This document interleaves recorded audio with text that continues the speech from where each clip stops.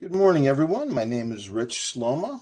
Welcome to today's New York State Archives presentation of Disaster Response for the Records Manager. Today's presenters are Paula Fish and Michael Martin. Paula is with Scheduling and State Agency Services, and Michael is Records Advisory Officer for Towns, which is part of our local government advisory services. This session is being recorded and will be available for future viewing. If you have questions, please type them in the chat box to the right side of your screen, and we will answer them at the end of the presentation. Okay, and now I will turn the presentation over to Paula.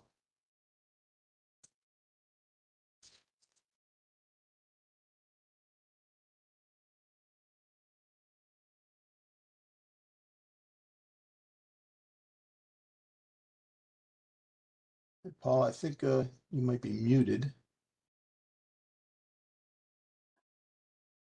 Okay, can everyone hear me? Yeah, we hear you, Paula. All righty then, let's go. Hi everybody, welcome to the second in this spring's webinar series from GRS. My name is Paula Fish and I'm with Government Record Services at the New York State Archives. Michael Martin and I will be your presenters for this session on disaster response for records managers. Okay, and Rich, if you could flip that slide for me, that would be great. Okay, so disasters happen in New York State too. Yes, they do. And here's 4 examples of various disasters which took place around New York State. On the upper left, this slide shows regions in New York State flooded by tropical Storm Lee in 2011. And the one right next to that on the upper right depicts an ice jam flooding at Warrensburg, New York, west of Lake George. And I guess Lake George is prone to that kind of thing, that Warrensburg area.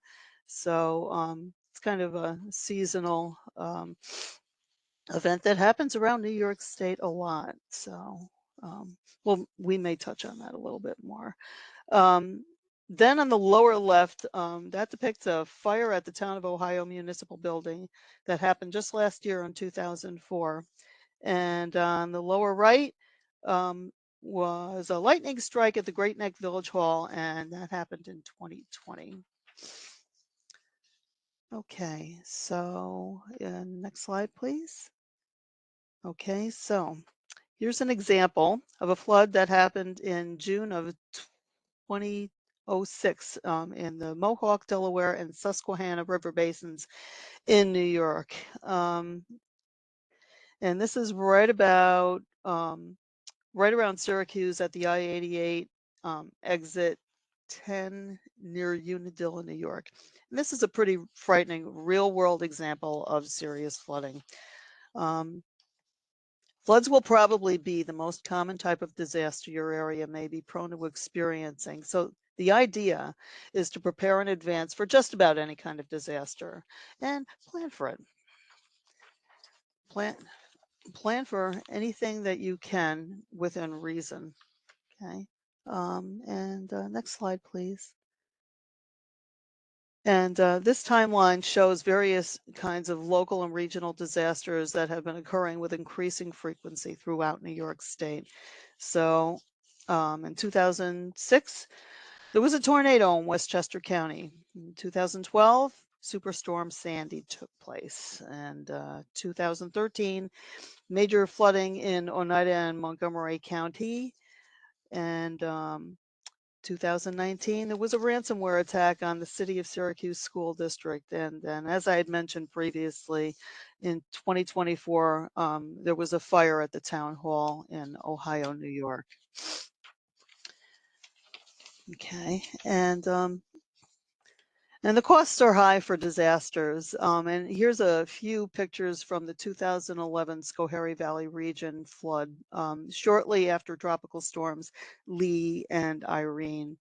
And this is just some of the damage that it caused in this area. So if you'll notice, the top left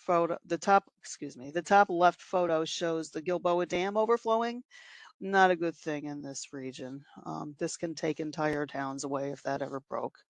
The center shot is of the Schoharie Creek flooding its banks. On the bottom photo shows the Schoharie County Court records on pallets left damaged by Irene. And it took years to mitigate that, and they may still have some damage that's lingering. The damage from just these two tropical storms left at least 100 records repositories statewide with severe damage or destruction. So this is pretty serious stuff. Okay. And the cost of disasters are high. This is this chart shows the cost comparisons of disasters which took place in New York State between 1980 and 2024. And you'll note that the cost from 1980 to 2024 for all years totaled $95 billion, but for 2024 alone was $10 billion, which represents a significant rise in costs for just that one year. Pretty expensive. Okay, so are you ready for this? Are you ready for floods like this in your office on a Monday morning or a fire? How would you deal with these situations? So you want to, this is just to show you the variety as you know, of disasters that you could be facing. And they could be anything from a fire, flooding, mold bloom, tornado, cyber attack, and earthquake. You want to be ready for just about anything that you could think of before one occurs. But let's try to hit at least some of the broader areas and ask yourself questions such as, how could water possibly get into my office? Does the plumbing leak anywhere, or did a pipe break? Is the electrical wire in this building up to code? Do you know what to do if you find black mold in your building on the ceiling? If it's on the ceiling, you probably still have a lot of water in your office. What's the first thing you should do in the event of a cyber attack? So what you'll want to do is work out responses to these and others, other disaster related questions, and you'll want to be sure to include them in your disaster response planning. Okay, next slide, please, is going to be dealing with the phases of disaster management. I'll just go over these pretty quickly. Initially, you'll want to be dealing with prevention, as I just mentioned, and that will refer to measures that you should take now to prevent a disaster before it occurs. It also refers to assessing the potential risks to your site, with the goal being to reduce your site's disaster risks to the greatest extent upfront. Your risks might never be zero, but just try to make zero your goal. And next is disaster preparedness. And this is where you would develop and maintain a disaster response plan. So you'll want to plan it, write it down, keep your plan handy, practice it, review it regularly, and revise as needed. So you want to do postmortems on your plans too.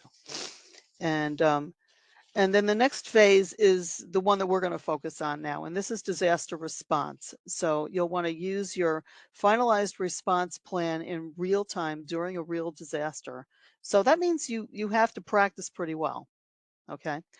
Okay, and then finally, the last phase is restoring business continuity, the recovery phase. And this focuses on restoring your organization's operations after the disaster and repairing any damage it may have caused.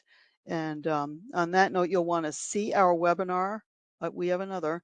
We have many, but this is another that focuses on disaster preparedness. It's called Intro to Emergency Planning and Preparedness, and it's on the State Archives website. Okay, and with that, I'll turn it over to Michael. Okay, thank you very much, Paula. So we need to think about the risk you and your records face from all of these natural and man-made catastrophes, right? Okay, so here is a simple formula you can think of to help you figure out your own risks for a disaster. In this case, the risk is the probability times the cost, right? Okay, so R equals P times C in this case. So the probability of disaster times the cost is what we're thinking about. So let's say if your records are stored in a floodplain, your risk is going to go up pretty high because the probability is very high. And the cost, of course, that's something we're all trying to avoid.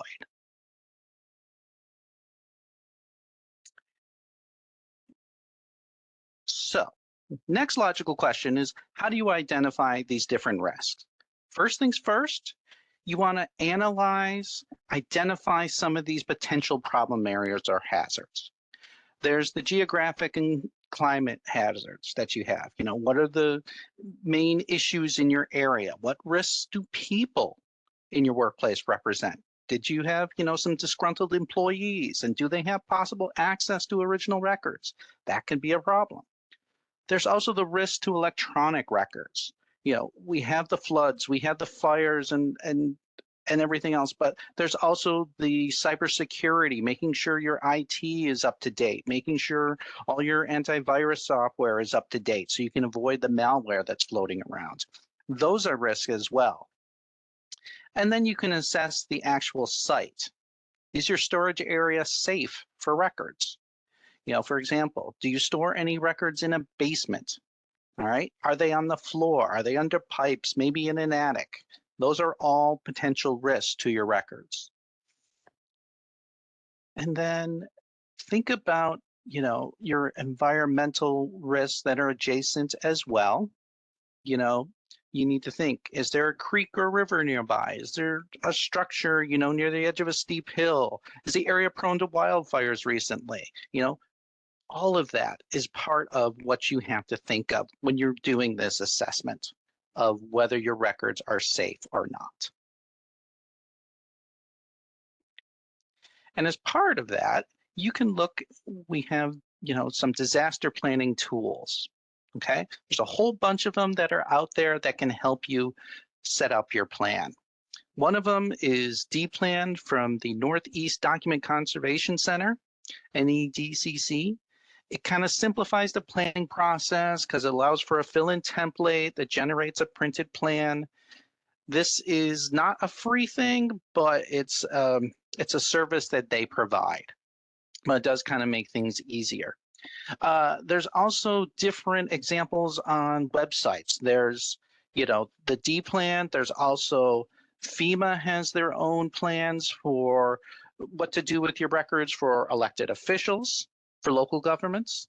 And New York State has their own emergency services, and they have a comprehensive emergency management plan as well.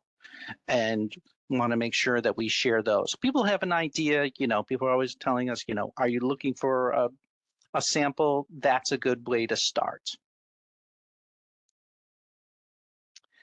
Okay, so your own disaster response, okay? Here we have a simple checklist for responding to a disaster. First, you assess the situation. Identify what the emergency is, notify your team, get people involved, make sure the first responders are involved and anybody else who can assist in a disaster. You should have that, as part of your plan, you should have some kind of, phone tree or what have you, so people know who to contact and when. Determine the building's safety and course of action. Determine, is your building safe?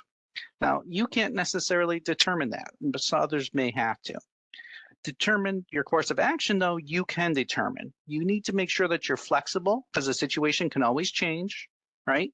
Brief your response team as the situation develops or things change. Maybe there's a time period that you can go into one area and now you can't go into, or vice versa. You want to be able to deal with whatever may happen because it is a disaster after all, and things are going to change.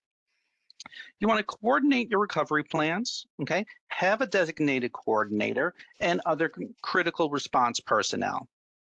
Determine the damage to the records. Determine whatever damage there is to the records. This includes your paper or electronic. You want to stabilize the record storage environment as much as possible. That needs to be key.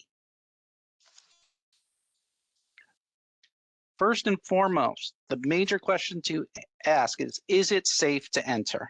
All right. Consider whether it's safe to enter.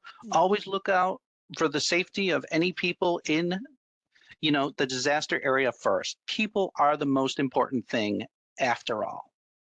Okay? Leave it to the professionals to let you know these are your first responders, your firefighters, the police, the building inspectors, people who examine gas lines, all of that. Leave it to them to tell you whether it's safe or not. Don't make that judgment on your own. We recommend, never explore a treacherous situation on your own.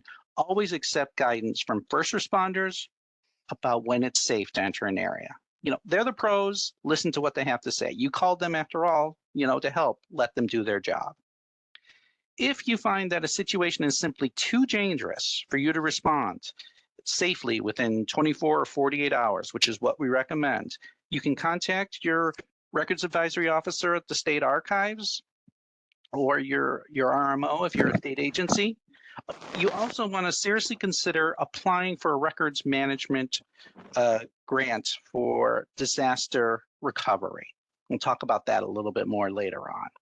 But, that's part of our resources too.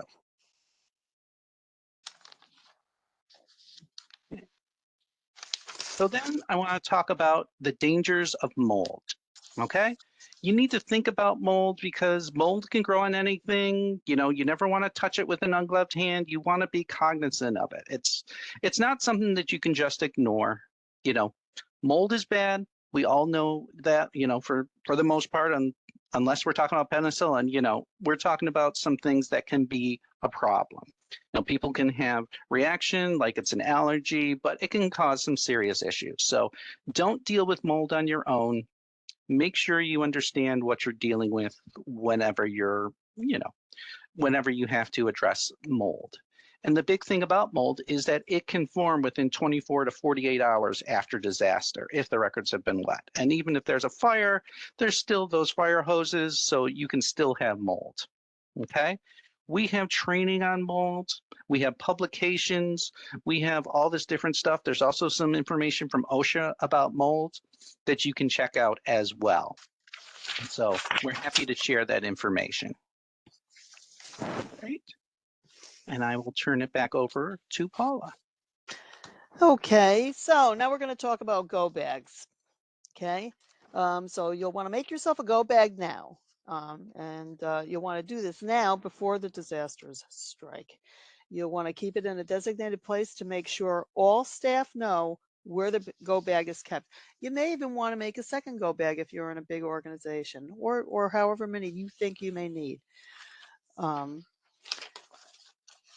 Okay, and there it is. Okay, next page, please. Okay, so what makes a good go bag? Well, be a sturdy knapsack or even a zipper tote bag, but definitely one that has some kind of shoulder straps. It should be big enough to hold the items in this picture at minimum. It shouldn't be too small, but not really huge either. The idea is to use something that can hold what you need, but one that you can also grab easily at a moment's notice.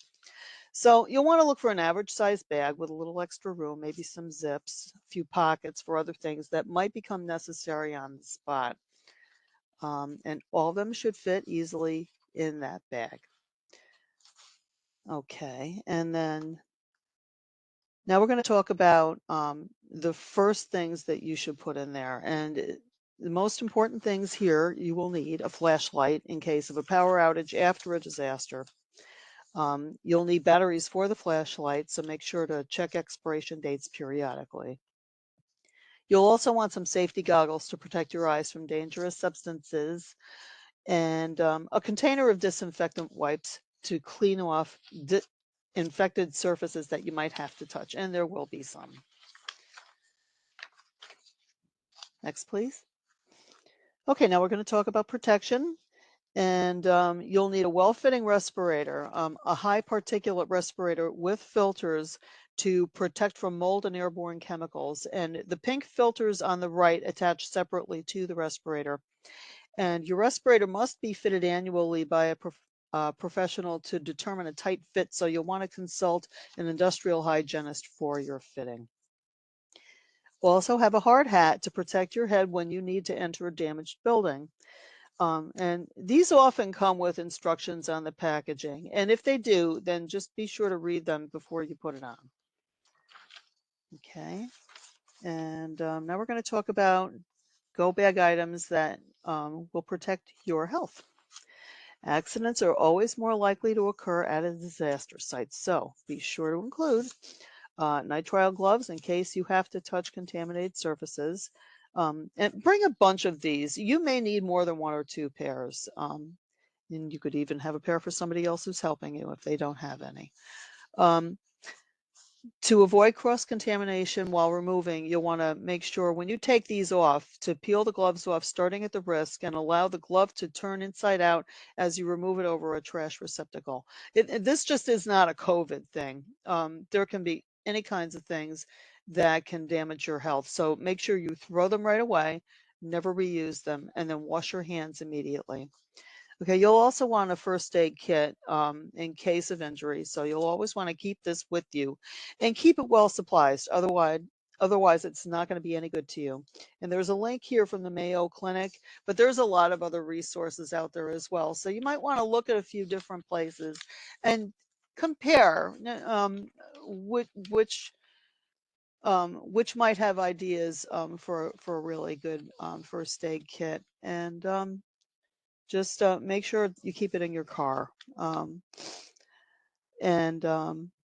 another important item to keep in your go bag is the salvage wheel from the culturalheritage.org. Okay, and this is a ready source of advice. It's got two sides. On the first side, it outlines critical stages and steps of your disaster response, such as getting started off-site, stabilizing the environment, damage assessment, salvage priorities, and more. And it also has room for first responder contact information. And the second side, the flip side, provides salvage step for 9 types of collections: books, paper, electronic records, photographs, artwork, furniture, and more. Okay, now we're going to talk about PPE. So if you must enter wet or flooded areas, and you probably will have to, consider getting protective clothing.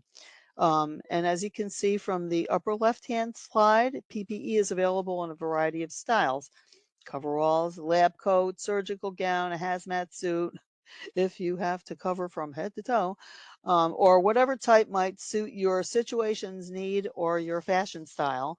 Um, Rain boots and or other rain gear such as wellies or Wellington boots. Those are the most common, but you should have something really good for your feet.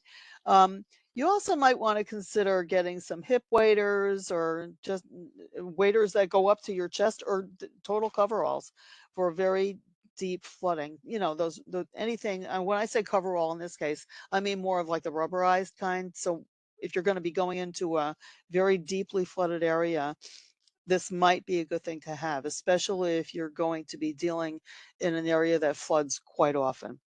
So other helpful tools and supplies include a pocket digital hygrometer, measuring tape, hazard tape, etc. And you'll want to use these for checking temperature, humidity, the water depth, estimating dimensions of flooded areas. And you'll also want to include a copy of your disaster response plan with your contacts list.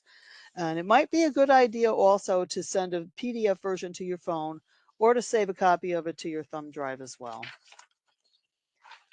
Okay, and now we're going to talk about the go bag in action. And here's some go bag items in action during an actual disaster recovery that happened at the CEC. So this is one of our records advisory officers here recovering New York State Supreme Court volumes.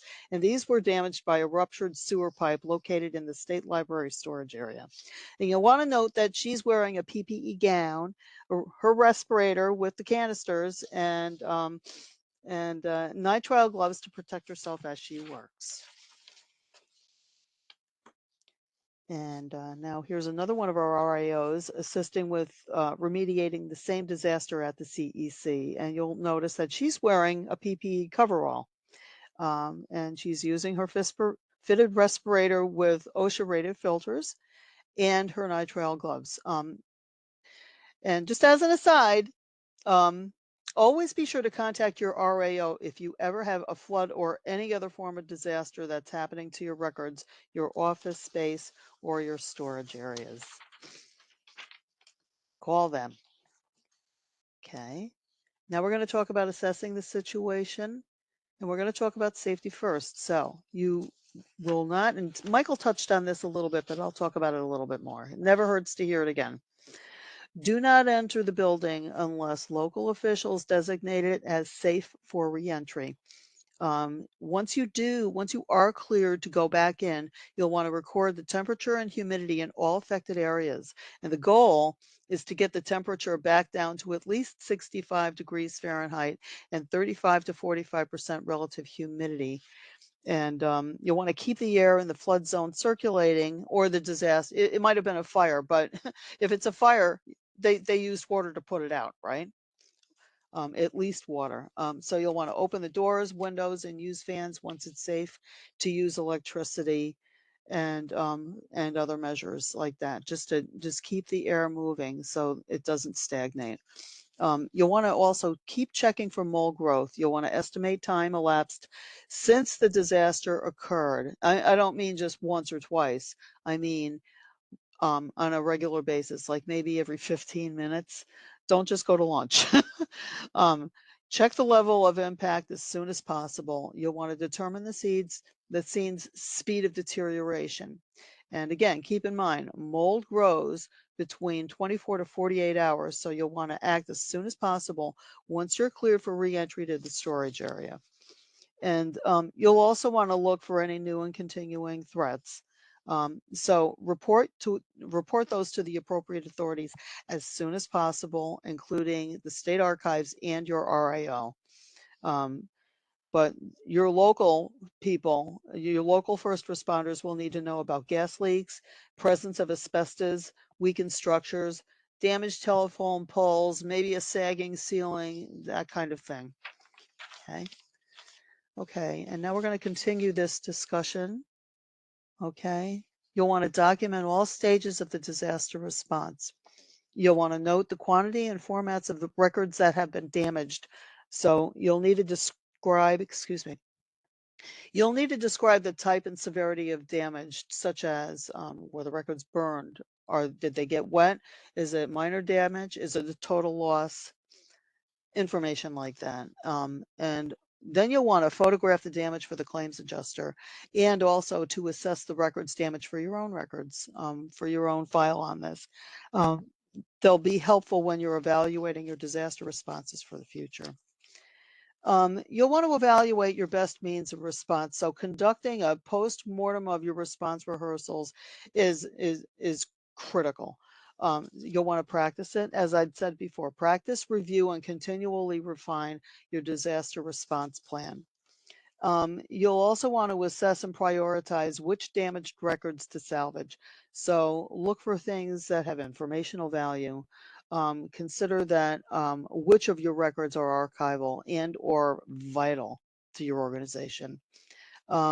Retention and disposition is another factor that you'll have to consider. Which damaged records can be discarded? And if you need special dispensation, the state archives can work with you on that in conjunction with your records advisory officer. And you'll also want to think about confidentiality issues. And also which records are most worth saving, which have the most value to your organization. And you'll also need to maintain security over the records. So determine the need for additional security for the records. And if you can't gain access within 24 to 48 hours to your space, call the state archives and apply for an LGRMIF grant, a local government records management improvement fund. And Michael's an RAO, so Michael can definitely, if he's one of your RAOs, for if you're in a town, okay, he can definitely tell you a lot more about that. Okay, and then finally, I'm going to talk about stabilizing the environment. So you'll want to stop the problem at the source, water, fire, mold, etc. Some of this may have been touched on before, but like I said, it doesn't hurt to hear it again. You'll be glad for it if a disaster ever occurs to you, okay? Improve the physical environment once the site is cleared by the first responders. So get rid of the water, fallen debris, open windows, etc. In cases of a flood, you'll want to clear drains and block water entry points and remove the wet material. So if you're cleared for using electricity, you'll want to turn the heat down to below 65 degrees Fahrenheit to retard the mold growth. You'll want to set up some dehumidifiers to reduce the relative humidity in wet areas. You'll want to install some fans to circulate the air and to dry out wet areas. And Michael will talk a lot more about that in a bit. Establish security over the records, as I said, to ensure people can't enter and pilfer anything. And, you know, there's going to be people standing around looking, oh, look what happened to the town hall. You know, just make sure that you're just supervising the site. Stabilize and remove the records to a safer environment once it's safe to do so. And in doing this, you'll want to remove material to a dry area using your gloves. Rebox records if necessary, but if they're saturated or charred, don't. You could use plastic milk cartons or crates to move and temporarily store wet records. You won't want to keep them in there though, just to temporarily move them. If an area is prone to flooding, in advance, cover shelving with plastic sheets. So if you hear a big storm is coming, do that ahead of time. And then lastly, in case of a mold bloom, close off the area with plastic to contain the spread and call the state archives, apply for the grant, and then call a remediation specialist. Okay, and I'm going to turn this back over to Michael now. Okay, thank you very much, Paula. So now we are going to talk about setting your salvage priorities. All right, this is the next big thing. You want to base your decisions on what should be salvaged or saved first. So look at your disaster response plan when you do this. Vital records, first and foremost, right? But vital records are more than just your, your birth, life, death, marriage, and some of those. These are the records that are essential to continuing your regular work operations. You simply cannot function without them, okay? Then you can base it on your records retention. Consult your records retention schedule, keep them nearby because you want to prioritize your permanent records. And then there's no need to salvage those that have already passed their retention. And yes, as Paula mentioned, you can destroy records early if they have been, so damaged that they're illegible. You can just reach out to the state archives. That's if you're a local government or a state agency. You also need to think about the fragility of the records themselves, okay? These are records that have gone through a disaster. For example, film, magnetic tape, optical media, your CDs, DVDs, they may have to get priority because of how information from them can be easily lost. You can't easily retrieve information from a burnt CD or DVD, right? Once it's gone, it's gone. You need to think about some other things. Is a replacement possible? Can you replace this record? Can you replace this information? Is there a backup that's in the cloud, for example? You have to think about what information is in the record itself. You compare the replacement costs versus the restoration cost, okay? So replacing it can be really easy if it's an electronic record that's stored in the cloud. But if it is an electronic record that's on a server or a hard drive, restoration for that is going to be very expensive and difficult. Same thing if it's a paper record, doesn't have to go through remediation if it's been through mold, or doesn't, do you have to do a full conservation for it? These are very time-consuming and expensive processes. So you have to look at the information that is in the record. Is it something with a short retention period that has like 6-year retention period? Do you need to do that, or should you focus on other records that have maybe a longer retention? That's how you can set your priorities. So then you can begin your salvage plan. Okay, so you want to identify any records that you can discard. You use your schedule and say, okay, these are past their retention, these can be discarded. You want to review any kind of records inventory if you have one that can help you determine which records that you have, which ones may have been lost in the disaster, that sort of thing.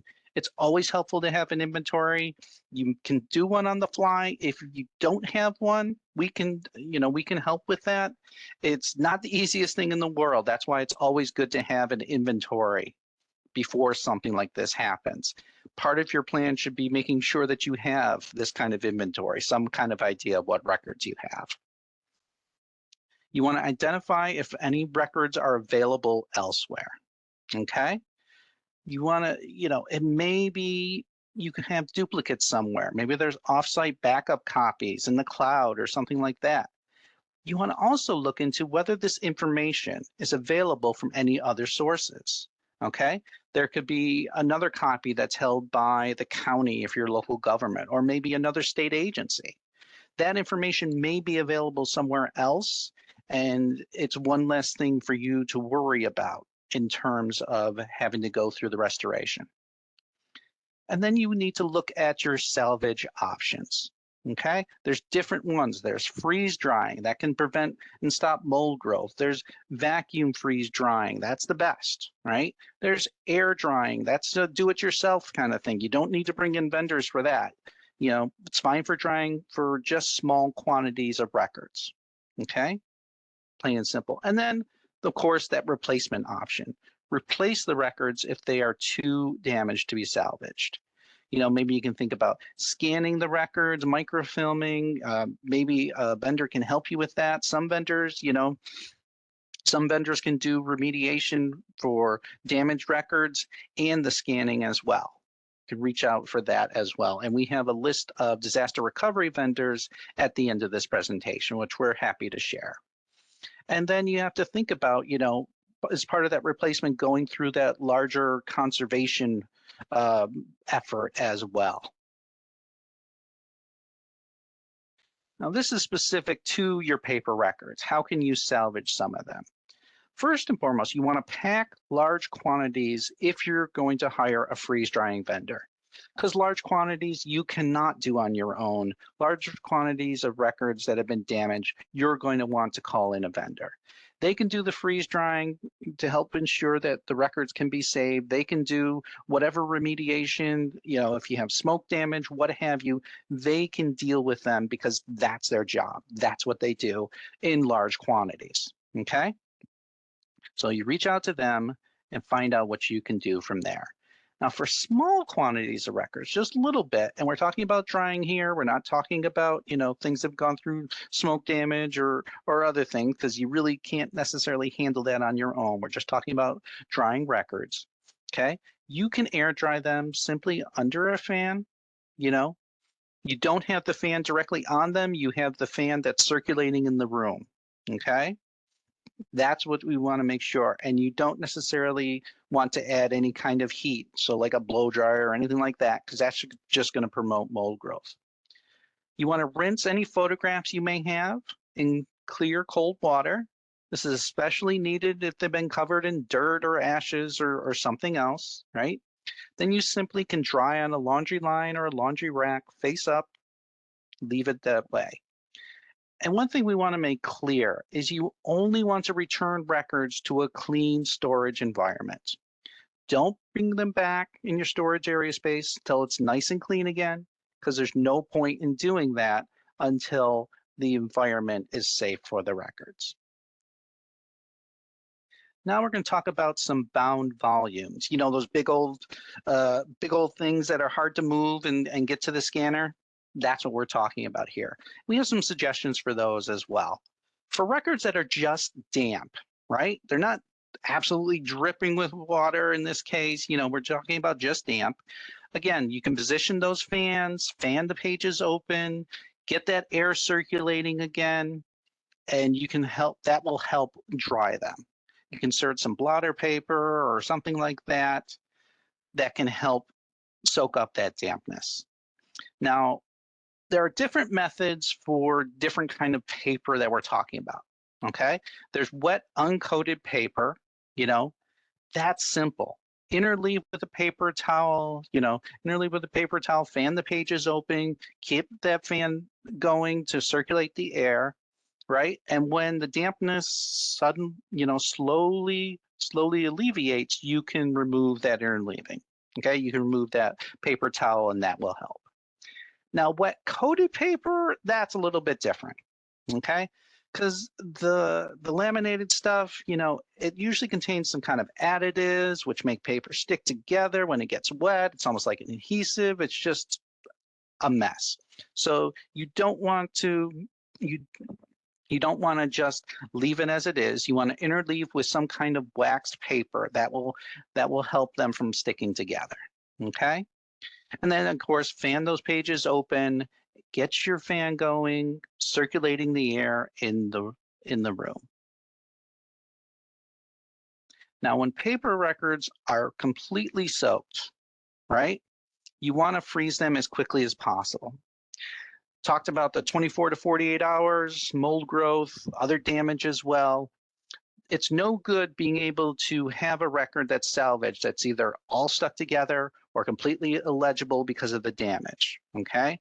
So in this case, for these records that are wet, freeze them right away.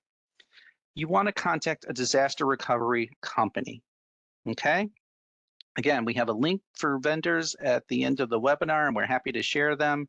You can reach out to the state archives as well, and we're happy to share that information. And it's really nice because the disaster vendors are all broken down by the different things that they can do as well. And it's good because you bring in the vendors, they have the equipment, they bring in the trucks. They make sure that the records are stored. They have the freeze trucks that you can store the records in. They can do the freeze drying. They can contaminate the record, decontaminate the records if needed. And decontaminating records, that's not a process you can do on your own. You're dealing with potentially dangerous chemicals like ethylene oxide and different processes like gamma irradiation, all of that. You're not doing that on your own. These are the vendors, they're going to be able to help with that. And we even have another link here, for drying techniques as well. So we have a number of different links that can help you, a number of different suggestions to help you with your records. Now, when it comes to electronic records, because we're not always dealing with paper, right? We're dealing with electronic records as well. We're going to talk about records that have been wet or damaged, but not necessarily by smoke, by fire, or cybersecurity. We're going to focus more on wet because it's easier to recover some of those than it is for anything else. A hard drive or some media that has been through a fire is not going to survive, but we may be able to help it survive if it's just been wet, for example. We're also not going to talk about your records that are stored in the cloud or someplace else. We're going to be talking more about physical media, simply because if it's stored in the cloud, it's probably stored in a number of different locations. It's easy to get back. Okay, so never attempt to read the wet or damaged media, okay? You want to be able, this includes all your data tapes, CDs, DVDs, portable media like thumb drives, whatever you have. They're going to wreak havoc on both the media and the drive if you try to look at it, okay? And actions that are suitable for water damage records are going to destroy electronic media in most cases. So we're not talking about freeze or vacuum drying this. You can't, shouldn't be air dried. You don't want to use heaters and blow dryers or anything like that. What works for paper is not necessarily going to work for electronic records. And the problem with electronic records is, again, when an electronic record is damaged, it's lost and it's much more difficult to recover. And in many cases, it may not be able to be recovered at all. So you want to identify the damage and try to do some kind of remediation on your own. And we'll give examples of that in the next few slides within 24, 48, maybe 72 hours tops. But as with anything, the sooner, the better. Okay, so we'll talk about magnetic hard drives first. We'll have some, simple step-by-step procedures of what you need to do if you come across this. Okay, you disconnect the hardware from any power sources, unplug the power cords, disconnect the cables, any kind of uninterruptible power supplies. Yes, that's your batteries or anything else. You disconnect all of that to make sure that everything is secure and you're not dealing with anything electronic that's going to zap you. All right, and then continuing with the magnetic hard drives. If the drive is wet, keep it wet, okay? Do not rinse it. Don't try to shake it out or anything like that. Place in a plastic bag, seal it up. If it has dried, don't rinse it, leave it as it is. You want to initiate recovery, again, within 48 hours as soon as possible. We have more advice in our webinar, Electronic Records Disaster Planning and Response. And again, that's included in our resources as well. Now, those optical discs, the CDs, DVDs, Blu-ray discs, all those things that are sitting in somebody's corner and nobody knows what to do with these days. You want to leave those discs, if in their cases, if they're still in them, whatever enclosures that they may be, leave them in them, because many times that will have some information about the content that is included. We hope and we pray, right? Okay, then you can rinse them with distilled water. It's really important if, they've been contaminated or something else. Store the discs in distilled water with really cool temperatures. And when we're saying really cool, we're talking about like 41 degrees Fahrenheit, okay? Not freezing, but pretty cold. You can store them in either Ziploc bags or plastic containers, depending on the quantity we're talking about. And you want to, again, initiate that recovery as soon as possible. Quick go over the resources that we have. I mentioned some of them. We actually have in our topics disaster management pages. Okay, if you go to our website, we have publications, Preparing for the Worst, Managing a Records Disaster, publication 82, right? That has a sample plan that you can take a look at. That will really help as well. We have disaster recovery guidelines for the grant and for a disaster recovery grant. And it's information about, filling out the application. And part of that is includes all the information that you need to capture once disaster has happened to fill out the application. And the application, ideally, it has to be within 30 days of your disaster, because we know all of this is time sensitive. We all know all of this is really, really important to address as quickly as possible. So if something has happened and you don't reach out to the state archives in some way within 30 days, then you may miss out. And unfortunately, we don't have the same grants for state agencies. However, as some of the earlier pictures showed, we are always happy to help out if there is any kind of disaster at a state agency. We don't want you to feel left out. And then there's that list of disaster recovery vendors, as I mentioned, the online disaster planning tool, D-Plan. National Archives has their own response and recovery pages, and that webinar I mentioned for planning and recovery for planning and recovery for electronic records. So wrapping up, here are some takeaways we want you to have today, okay? Think of prevention first. Don't wait till a disaster strikes to get started.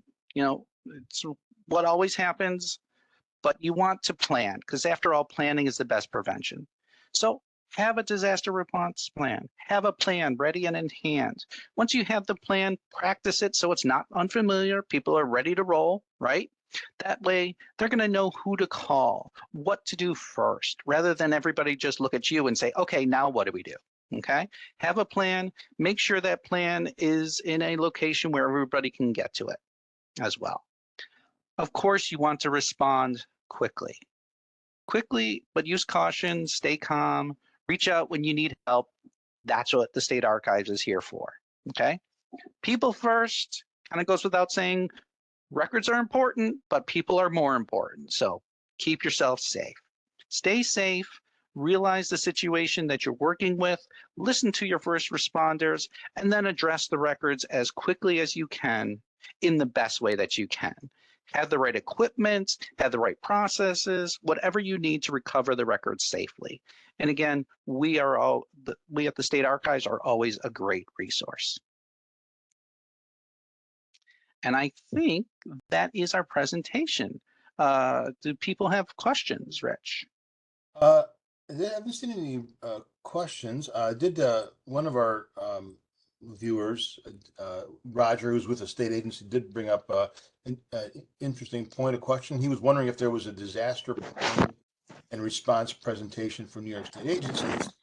Being in an OGS controlled building, there's things there that OGS probably overrides in some of that. So he brought that up. Any thoughts from Michael or Paula on that? Well, we were hoping that this would address both local governments and state agencies. We know that there's certain things that Yeah. that it can't because they're not eligible for grants and such things. But of course, if there's additional questions, you can always ask at the State Archives, and we'd be happy to provide additional information that's not being covered by this presentation. Yeah, I think a lot of this information is pretty universal. Okay. Just keep in mind, a lot of your disasters are probably the ones you're most likely to run into will probably involve water, but like I Sure. said, there's lots of variety in any kind of catastrophe out there. So the most important thing is to reach out for help, ask for help. Don't be afraid to do that. And I'm just going to add to Paula, I did put in the contact information for scheduling and state agency services, Yes. email and telephone number there for folks.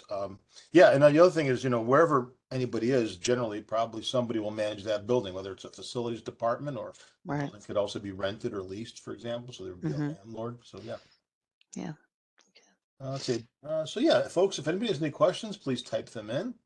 I'm also We gonna, actually have 5 minutes left. Oh, yeah, and for the folks out there, I lost slides too. right. That was yeah, I know some folks did lose slides. I Yeah. had heard from some people that did not. Yeah. I did not, but yeah, They so kept something. going in and out. Yeah. Yeah. Um, okay. But we'll have this presentation available for people if they want it. Yeah, absolutely. It's being recorded right now. And Okay. what will happen is once the YouTube, right? recording is, yep, It'll go to we'll YouTube. post it on our website as well, and it'll be located on the New York State Archives YouTube page.